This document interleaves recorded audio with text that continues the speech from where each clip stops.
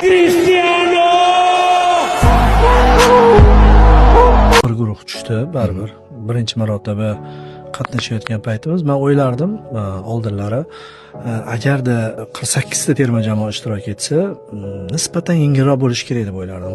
32 talikda ham, 24 talikda ham agar shu guruhda tushadigan bo'lsa, qiyin edi. 32 talikda Portugaliya, Kolumbiya Atletik nashri 10 ta g'oliblardan biri sifatida ko'rsatibdi. Misol uchun 10-chi o'rinda turibdi-da. Senegal yo'qdi, agar Fransiya Senegalga boradigan bo'lsa. Shuning uchun o'ta og'ir guruhga tushdik deb hisoblayman. Bo'laman Meksikada agar boshlansa, kolumbiyalik muxlislar to'lib toshadi, 95-90% kolumbiyaliklar bo'ladi. Endi sinov, meni qo'rqitayotgan narsa Portugaliya emas.